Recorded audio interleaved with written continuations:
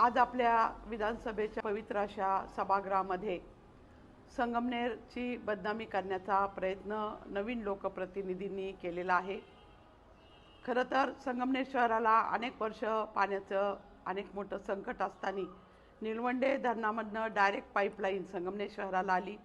2009 साली यामध्ये आपण नगर परिषदेने ठराव मंजूर करून त्यामध्ये नगर विकास खातं आहे, MGP आहे, महाराष्ट्र शासन आहे, सर्वांचे नियमाप्रमाणे या ठिकाणी हा ठराव मंजूर झाला।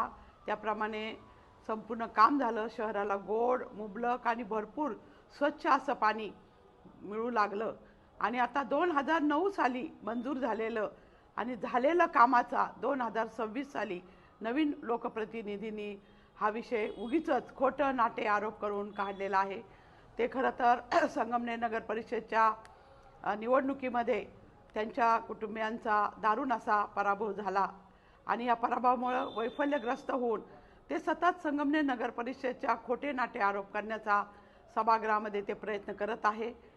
यामध्ये जे संपूर्ण नियमाप्रमाणे सर्व काम झालेलं आहे, चुकीची कुठलीही गोष्ट, नियमबाह्य कुठलीही गोष्ट संगमनेर नगर परिषदेने केलेली नाही आणि म्हणून मी सर्व सांगू इच्छिते की आजपर्यंतच्या संपूर्ण कामामध्ये संगमनेर नगर परिषदेने जे जे काम केलेलं आहे ते सतत नियमाप्रमाणेच केलेलं आहे।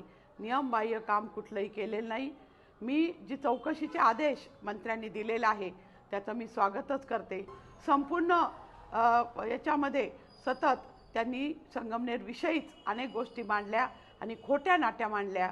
या ठिकाणी मी याचा निषेध करते।